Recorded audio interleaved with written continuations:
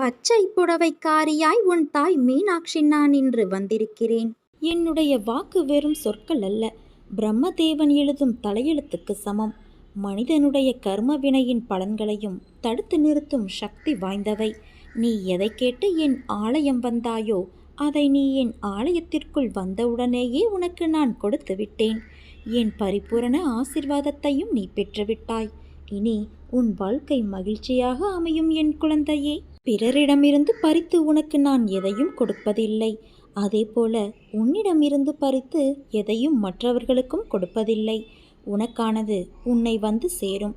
எனவே மற்றவர்கள் வளர்ச்சியைக் கண்டு மகிழ்ந்து அவர்களை நீ வாழ்த்தினால் நீயும் கூடிய விரைவில் உயர்ந்த நிலையை அடைவாய். ஒரு மனிதன் வாழ்க்கையை வாழ அவசியமான விஷயங்கள் இருப்பது போல வாழ்க்கையில் சந்திக்க, அதை கடந்து செல்ல, அதை எதிர்கொள்ள அவர்களுக்கு அடிப்படையான தேவை அன்பு, நம்பிக்கை, பொறுமை, நேர்மை, விடாமுயற்சி. ஒரு கடினமான சூழலை கடக்க ஒருவருக்கு நீடித்த நம்பிக்கையும் குறையாத பொறுமையும் மிக முக்கிய தேவை. உன் வாழ்க்கையில் உன்னை தலைகீழாக மாற்றும் சூழல் வந்திருக்கலாம். அது உன்னை நடுங்க வைத்து உன்னை பாடாய்படுத்தியிருக்கலாம். ஆனால் முயன்று மீண்டு வருவேன் என்று நம்பிக்கையை இழக்காமல் பொறுமையோடு அந்த சூழல் நிரந்தரமானது அல்ல என்று நேர்மறை எண்ணத்தில் எதிர்கொள்ள வேண்டும். அப்படி ஒருவர் நம்பிக்கை இழந்து நிர்கதியாயிருக்கும் சூழலில் அந்த ஆன்மா என்னை நோக்க செய்கின்றது. நம்பிக்கையை என் வார்த்தைகளால் நான் கொடுக்கின்றேன். அதை அவர் மனதில் பதிய, அவர் மனம் ஆனந்தமடைய சிறு லீலைகளை நடத்தி நம்பிக்கையை ஊர்ஜிதப்படுத்தி அதிகமாக்குகிறேன். உன்னிடத்தில் என்னை நம்புவதற்கு சிறு விஷயங்களை நடத்தி உன் ஆன்மாவோடுதான் இருக்கிறேன் என்ற உண்மையை வெளிப்படுத்தி உன்னை இக்கட்டான சூழ்நிலைகளிலிருந்து நான் விடுவிப்பேன். அது ஏன் அம்மா, நான் மட்டும், நிறைய பேர் இருக்கிறார்களே என்றுதானே நீ கேட்கிறாய்? ருணானுபந்தம், அதாவது ஜென்ம ஜென்மமாய் தொடர்கின்ற பந்தம்தான் நீயும் நானும். நீயும் நானும் சொற்களால் இரண்டாக இருந்தாலும் தாய் கருவுற்று சிசு தன் வயிற்றில் இருக்கும்போது இரு உயிர் ஒரு உருவமாய் இருப்பது போல நீயும் நானும் இருக்கின்றோம். அதனால்தான் என்னை நம்பி என்னிடம் வேண்டுபவர்கள் எவராக இருந்தாலும் எல்லோரும் ஒன்றுதான் என்று சொல்கிறேன். என்னை நம்பினோரை நான் கைப்பிடித்து கொண்டே இருப்பேன். என் அன்பு குழந்தையே, உன் மனம் தள்ளாடி கொண்டு இருக்கிறது. கடிவாளம் இல்லாமல் நீ ஓடிக்கொண்டு இருக்கிறாய். என்றாவது ஒரு நாள் விடியும் என்று காத்திருக்கிறாய். நீ அனுபவித்து வரும் துயரங்களிலிருந்தும் கடினமான சூழ்நிலைகளிலிருந்தும் விடுபட துடிக்கிறாய். மாற்றங்கள் நடக்கப் போகிறது. இனி வரும் காலங்களில் உன்னை பாராட்டி பெருமைப்படுத்தப் போகிறார்கள். நீ விரும்பிய வாழ்க்கையை வாழப்போகிறாய் குழந்தையே. உன்னுடைய தோற்றங்கள் புது பொலிவோடு அனைவரும் கவரும்படி இருக்கும். உன்னை தேடி அனைத்தும் வரப்போகிறது. நீ எப்படி வாழ வேண்டும் என்பதை உன் அன்னையான நான் எழுதி கொண்டு இருக்கிறேன். உன்னை அனைத்திலும் சிறந்து விளங்கும்படி உன் அன்னையான நான் செய்வேன். இனி கலங்காதே. எந்த சூழ்நிலையிலும் உன் அன்னையான நான் உன்னை கைவிடமாட்டேன். முடியும் என்ற அதிர்வை உன்னோடு மூச்சாக கொண்டு செல். உன்னால் எந்த விதமான வீழ்ச்சியின் எதிர்மறையிலிருந்தும் சூறாவளியாய் மீண்டு வர முடியும். நல்ல வாழ்க்கையை வாழ நினைப்பவர்கள் காயப்படுவார்கள். ஆனால் அவர்கள்தான் வாழ்க்கையில் என்றுமே ஜெயிப்பார்கள். நீ வாழ்க்கையை ஜெயிப்பதற்காக பிறந்த என் உயிர் குழந்தை. நீ ஜெயமாக வசந்தமாக வாழ்வாய் என் குழந்தையே. காத்திருக்க கற்றுக்கொள் என் குழந்தையே. எல்லாவற்றிற்கும் ஒரு உரிய நேரம் இருக்கிறது. அவசரப்படுவதால் நிம்மதி தொலையுமே தவிர நமக்கு எதுவுமே கிடைக்கப் போவது இல்லை. தோல்விகள் உனக்கு வருகிறது என்றால் அது உன்னை வீழ்த்துவதற்கல்ல, உன்னை உயரத்தில் சேர்க்க. வாழ்க்கையில் கிடைக்கும் கிடைக்காத அனைத்திற்கும் காரணம் உண்டு. அவைகள் எல்லாம் உன் நல்லதுக்காக மட்டுமே. அவற்றுள் நீ அதை புரிந்து கொண்டால் உன் நம்பிக்கை, பொறுமை உன்னை வெற்றிக்கு கூட்டிச் செல்லும். அவசரப்பட்டு நீ எடுக்கும் முடிவுகள்தான் உன்னை நிஜ தோல்விக்கு அழைத்துச் செல்லும்.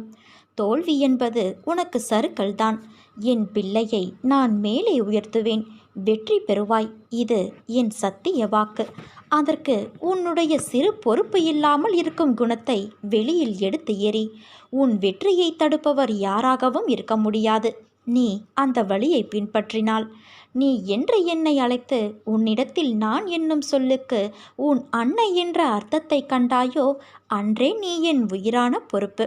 உன் நம்பிக்கையும் பொறுமையையும் உன் விசுவாசத்தையும் எவ்வளவு உன்னதமானது என்பதை நான் அறிவேன். உன்மேல் நான் கோபம் கொள்ள மாட்டேன் குழந்தையே.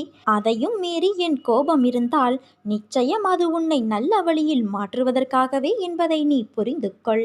நீ எல்லா செல்வ வளங்களையும் பெற்று சீரும் சிறப்புமாய் நல்ல பெயரோடு வாழப்போகிறாய். வெற்றி கிடைக்க முதலில் மன உறுதியும் உழைப்பும் நேர்மையான பார்வையும் வேண்டும். நிர்ணயித்த இலக்குகள் உன்னிடத்தில் ஏராளமாக இருக்கின்றது. அதற்கான முனைப்புகளும் உள்ளது.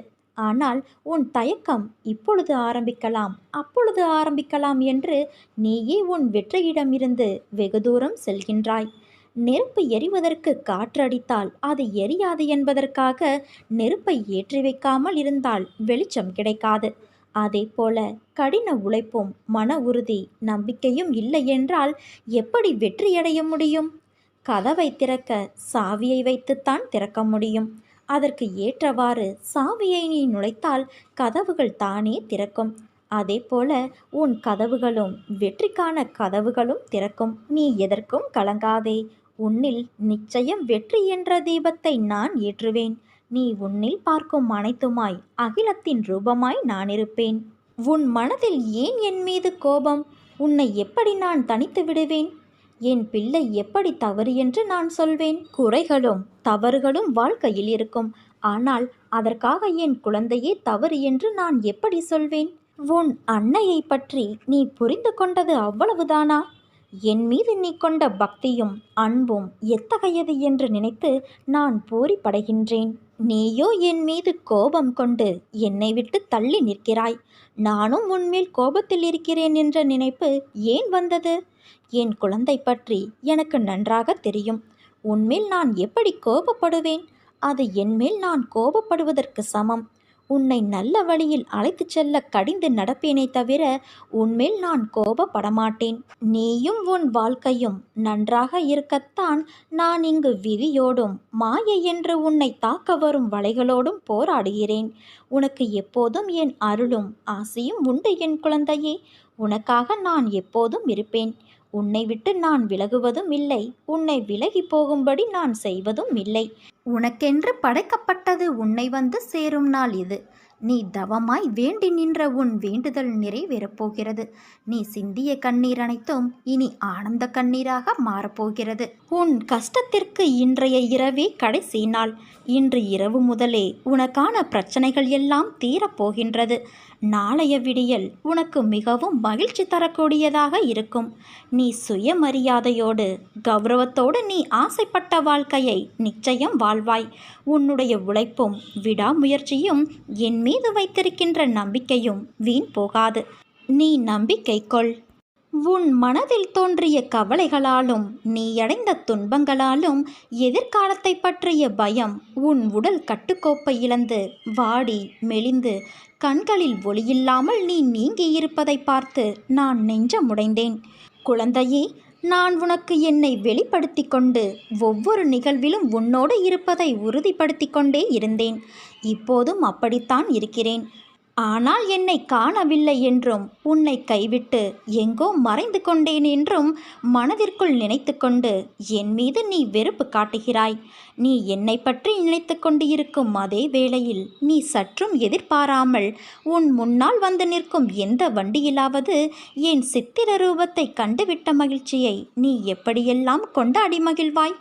அப்படிப்பட்ட நீயா இன்று இந்த நிலைமையில் இருப்பது? உன்னை நான் இந்த கோலத்திலா பார்க்க வேண்டும்? என் மனம் உடைகிறது குழந்தையே. நீ என்னை உதாசீனப்படுத்தவில்லை.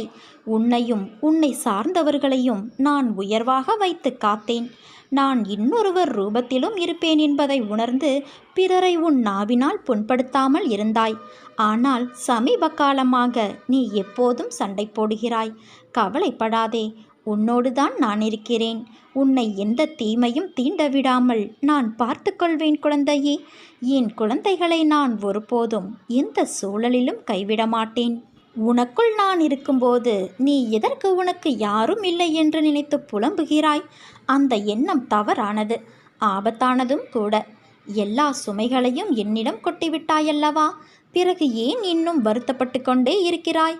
உலகில் உள்ள அனைவருக்கும் ஒவ்வொரு விதமான சுமைகள் இருந்து கொண்டேதான் இருக்கும். உனக்கு சிறியதாகப்படும் பிரச்சனை மற்றவர்களுக்கு பெரியதாக இருக்கும். அவர்களுக்கு சிறியதாக தெரியும் பிரச்சனை உனக்கு பெரிய பிரச்சனையாக இருக்கும். உன் வாழ்வில் நீ தைரியமாக உன்னை சூழ்ந்துள்ள துயரங்களை எதிர்த்து நின்றால்தான் அதை வெற்றி காண முடியும். நீ போகும் பாதையில் மோசமான மனிதர்கள் ரூபத்திலோ அல்லது வேறு ஏதேனும் ஒரு தடைகள் வழியிலோ உனக்கு தடைகள் வரும். அதை கண்டு நீ அஞ்சாதே. தைரியமாகவும் நம்பிக்கையோடும் உன் இலக்கை நோக்கி நீ போய்கொண்டே இரு. உன் கடமைகளிலிருந்து ஒரு நாளும் தவறாதே. பிறகு பார், நீ இதுவரை எதிர்த்த வேதனைகள் எல்லாம் இப்போது எப்படி காணாமல் போனது என்று நீ நினைத்து வியக்கும் அளவிற்கு நிச்சயம் மாறுதல்கள் நடைபெறும். நம்பிக்கையோடு நான் கூறும் வார்த்தைகளை பின்பற்று. நீ எதையெல்லாம் இழந்தாயோ நான் அதைவிட அதிகமாக உன்னை வந்து சேரும்படி செய்வேன். எல்லாம் தெளிவு பெற்று நீ வாழ்வில் முன்னோக்கி மகிழ்ச்சியாய் செல்லும் காலம் வந்துவிட்டது தங்கமே. இது உன் அன்னையின் என் சத்திய வாக்கு. நிச்சயம் நீ உச்சத்தை அடைவாய். என் பிள்ளையின் சந்தோஷத்தில் வரும் கண்ணீரை பார்க்க என் மனம் ஏங்குகிறது. நீ என்றும் தலைத்து வேரூன்றி நின்று வளர்ந்து மேலோங்கி நிற்பாய். உன் பிரச்சனைகள் எல்லாம் மண்ணில் தன் வளர்ச்சியை 1000 தடங்களை காணும் விதையாய் உன்னை மண்ணில் விதைத்துள்ளேன்.